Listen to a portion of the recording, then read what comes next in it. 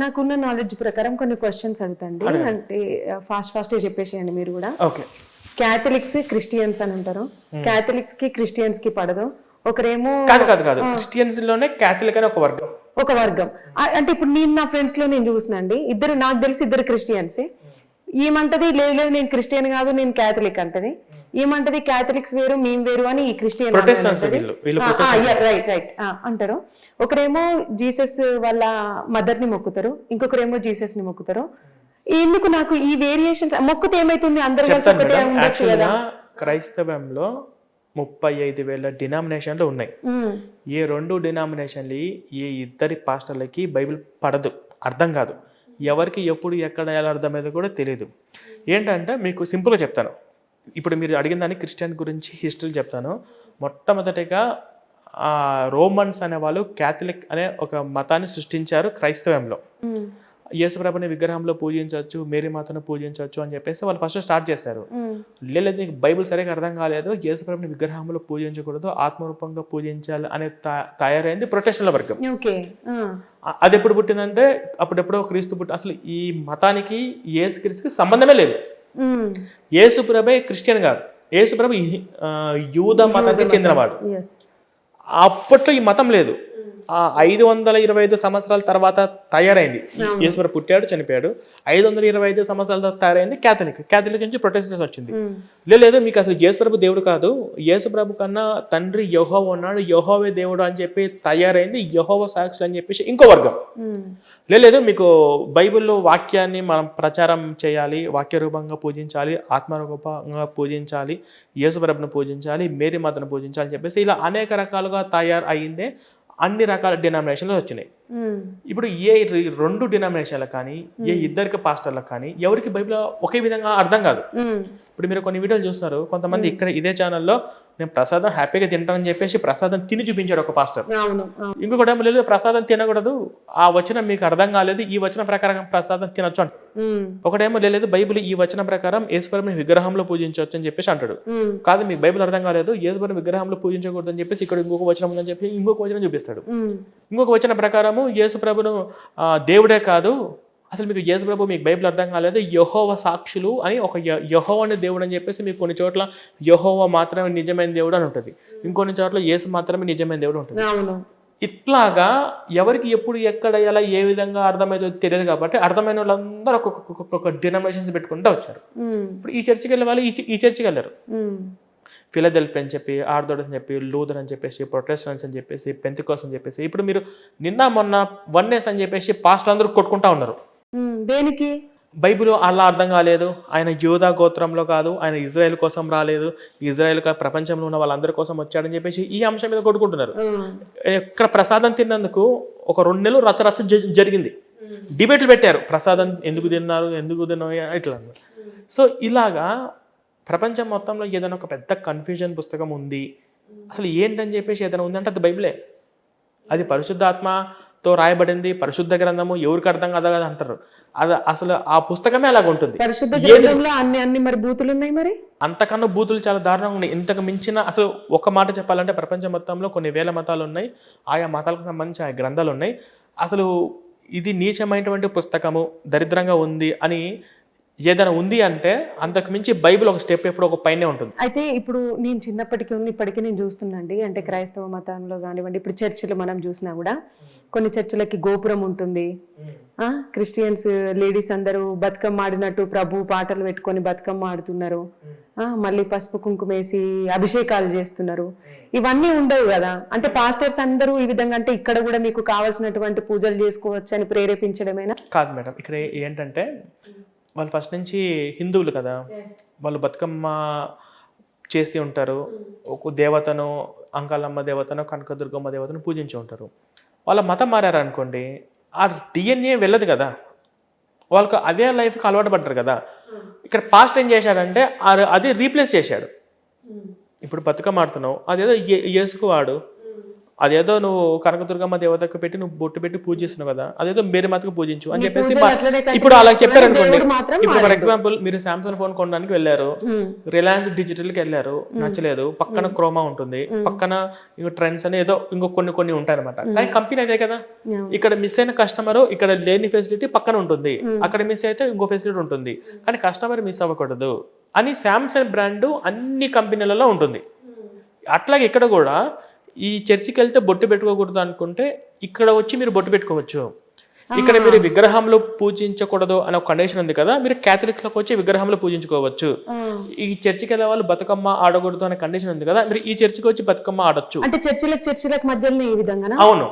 వాళ్ళ ఫైనల్ ఏంటి, వాళ్ళ ఫైనల్ ఆలోచన ఏంటి, వాళ్ళ మెల్లగా ఆ కల్చర్కి ఒక్కసారిగా దూరం అవ్వలేరు కాబట్టి ఈ సంవత్సరంలో బతుకమ్మ క్రిస్టియన్స్ ఒక 100 మంది కనిపించారు అనుకోండి, నెక్స్ట్ 70 మంది 50 మంది మొత్తానికి కనపడకుండా పోతారు. సో ఆ డిఎన్ఏ అలవాటు పడింది. ఫస్ట్ ఈ దేశం వాళ్ళు పుట్టడంలోనే వాళ్ళు పూజలు చేయడము, బతుకమ్మ ఆడడము, ఆ కల్చర్కి బాగా అలవాటు పడ్డారు కాబట్టి ఒకసారి ఈ కల్చర్ని వదిలేసి వేరే కల్చర్కి వెళ్ళాలంటే వెళ్ళరు. కాబట్టి ఆ పాస్టర్ గారు ఏం చేశాడంటే ఇదే కల్చర్లో ఉంచుతూ దేవుని మార్చేశాడు. బైబిల్లో ఉంది, మీరు ఏం కాదు, మనం దేవుని ఎలాగైనా మనం పూజించుకోవచ్చు అని చెప్పేసి బతుకమ్మలు ఆడిస్తారు. ఇప్పుడు ఆ ఫెసిలిటీస్ ఇంకో చర్చిలో ఉంటుంది. ఎందుకంటే వాళ్ళు అంటే కొన్ని పెళ్లిళ్ళు కూడా చూసినా అండి క్రిస్టియన్స్ ని, సేమ్ తాళి కట్టడం, తలంబ్రాలు, 50-50 పెళ్లిళ్ళు అవన్నీ ఇవన్నీ ఉంటాయి. బొట్టు ఉండదు, తాళి కట్టుకుంటారు, తలంబ్రాలు ఉంటాయి, మళ్ళీ పెళ్లి కూతురు చేయడం, హల్దీ ఫంక్షన్లు అన్ని బరాబరే, బొట్టు ఉండదు. నాకేం అర్థం కాలేదండి, నిజంగా చెప్తున్నా. ఇది ఇప్పుడు తాళి కట్టడం అనేది ఫస్ట్ మన భారతదేశంలోనే ఉంది. అవును, అది ఎవరైనా కానీ వీళ్ళు నిన్నమంట వరకు హిందువులే కదా, అసలు తాళి బొట్టు కట్టకూడదు అని అనుకుంటే వీళ్ళకి డౌట్ వచ్చి మళ్ళీ చర్చిలో కాకుండా గుళ్ళో చేసుకుంటారేమో, అదేదో చర్చిలో తాళి కట్టిద్దాం అంతే ప్లాన్. ఇప్పుడు ఒక చిన్న పెళ్ళైన వాళ్ళను దంపతులను ఒక గేమ్ ఆడిస్తూ ఉంటారు, కుండలో వేసి తీసేయడం, అవన్నీ బైబిల్ ఉండవు. అవన్నీ మానుకోండి అని చెప్తే మళ్ళీ వీళ్ళు గుడికి వెళ్ళి పెళ్లి చేసుకుంటారేమో, మళ్ళీ అట్లనే గుడికి అలవాటు అయిపోతారేమో అని చెప్పేసి అదేదో చర్చిలో ఆడండి. ఇప్పుడు సేమ్ బతుకమ్మ కూడా అదే.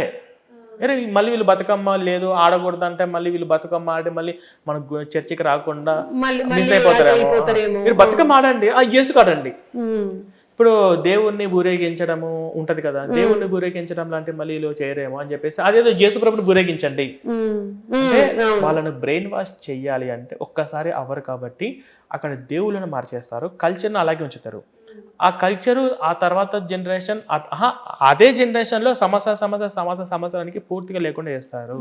కొంతమంది ఏమంటారు, మీరు క్రిస్టియన్స్ అండి, మీరు క్రిస్టియన్స్ యేసు బతుకమ్మ ఎట్లా ఆడారు, అట్లా చేయకూడదు కదా అని అన్నారు అనుకోండి, అవునా చేయకూడదా అని చెప్పేసి ఒక్కొక్కరు ఆ కల్చర్కి దూరం అయిపోతారు. ఈ క్రైస్తవ మతం యొక్క స్ట్రాటజిక్స్ ఇలాగే ఉంటున్నాయి. నేను క్రిస్టియన్స్ ఉమెన్స్ కాలేజీలో చదువుకున్నా, నాకు అందులోనే సీట్ వచ్చింది. అప్పుడు పక్కన ఒకటి స్నేహాలయం అని ఉంటుండే. అందులో అంటే ఏంటంటే అందులోకి ఎంటర్ అయిన తర్వాత ఒక 5 years తర్వాత వాళ్ళకి అన్ని నేర్పించి తిరిగి నన్నుగా మార్చి బయటికి పంపిస్తారు అనమాట. సో అంటే మా కాలేజ్లో కానీ మా హాస్టల్లో కానివ్వండి, కొంతమంది అమ్మాయిలకి ఏంటంటే వాళ్ళకి ఫ్యామిలీ ప్రాబ్లమ్స్ వల్ల వాళ్ళకి నన్ను కావడం ఇష్టం లేకపోయినా ఆ ఆర్థిక పరిస్థితి కోసం అంటే వాళ్ళ డబ్బుల కోసం బలవంతంగా నన్నుగా మారేవాళ్ళు. అందులో మారిన తర్వాత వాళ్ళ ఆశలను వాటిని చంపుకోలేక అంటే వాళ్ళ జీవన విధానాన్ని వాళ్ళు మార్చుకోలేక మళ్ళీ బయట మెయింటైన్ చేసేవాళ్ళు.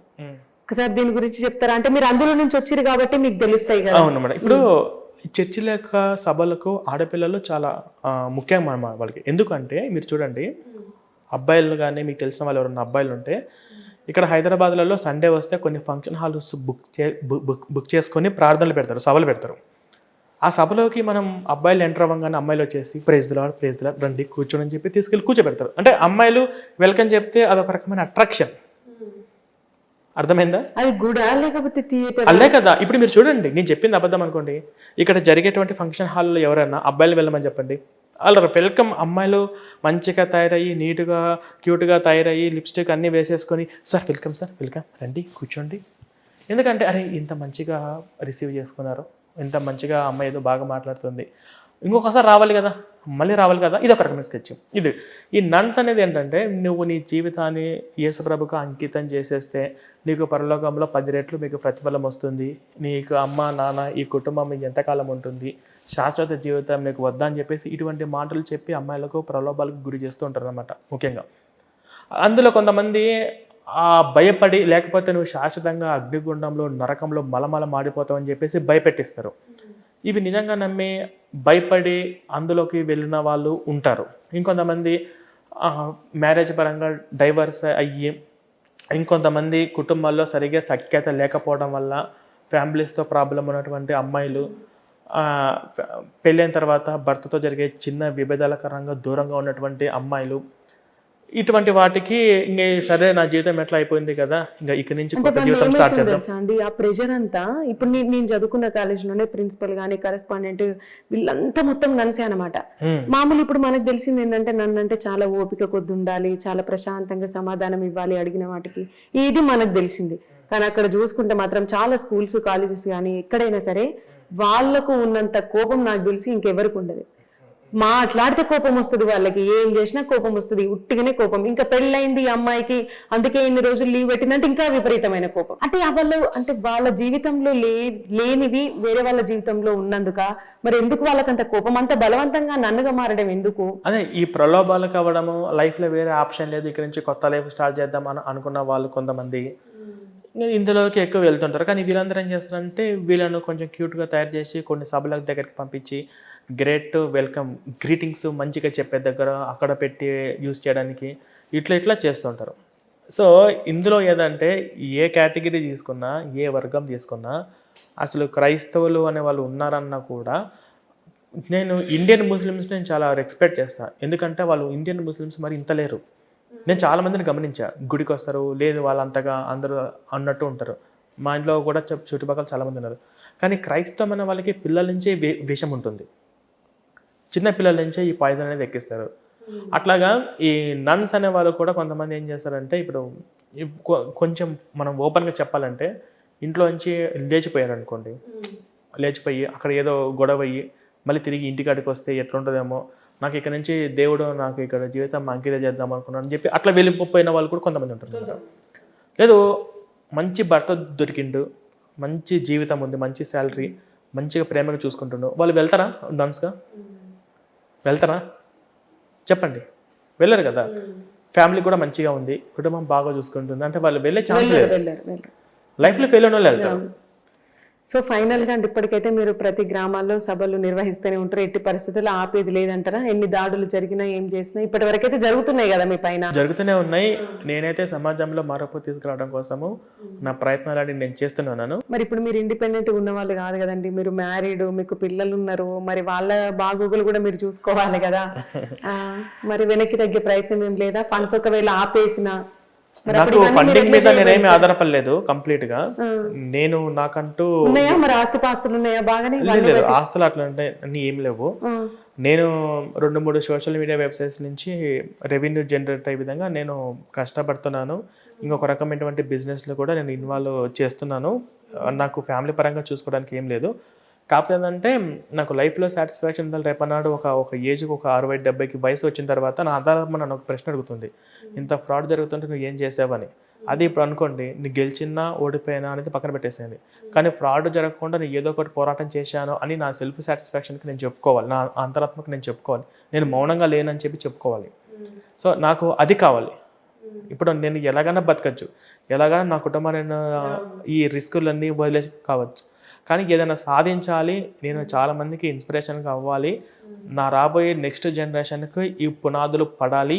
ఈ మతానికి సంబంధించినటువంటి యొక్క ఫ్రాడ్స్ నా ద్వారా, మీ ఛానల్ మీడియా ద్వారా కూడా గవర్నమెంట్ దృష్టికి, డిపార్ట్మెంట్ దృష్టికి వెళ్ళాలి. ఇటువంటి ఏదైనా వచ్చినప్పుడు వాళ్ళు సీరియస్గా తీసుకొని, క్రైస్తవ మతం ఒకటేనా, వేరే మతాలలో కూడా ఉంటున్నాయి కదా, అంటే నేను ఇందులో అందరినీ కూడా శిక్షించాలా? నేనేమంటానంటే మేడం, ఇప్పుడు ఫర్ ఎగ్జాంపుల్ ఒక మనిషి బలహీనంగా ఉంటే వాళ్ళు ఎలాగైనా మోసం చేసేస్తారు. ఇవాళ ఒక క్రైస్తవ మతం గురించి చెప్పట్లేదు, ఇప్పుడు బ్రహ్మకుమారీస్ అనే సంస్థ కూడా ఫ్రాడ్, చాలా మంది అందులో మోసపోతున్నారు. ఇప్పుడు దొంగస్వామి దొంగ బాబా వచ్చి కూడా ఇక్కడ గోడ ఉండకూడదు, కూల్చేయాలని చెప్పేసి అలా చెప్పే ఫ్రాడ్. అంటే మనలో ఉన్న బలహీనత ఎవరో ఒకరు అవకాశంగా తీసుకొని మోసాలు చేసే వాళ్ళు చాలామంది ఉంటారు. కాబట్టి ఎప్పుడు కూడా మనం బలంగా, శారీరకంగా, మానసికంగా దృఢంగా ఉండాలి అనేది నేను అందరికి చెప్తాను.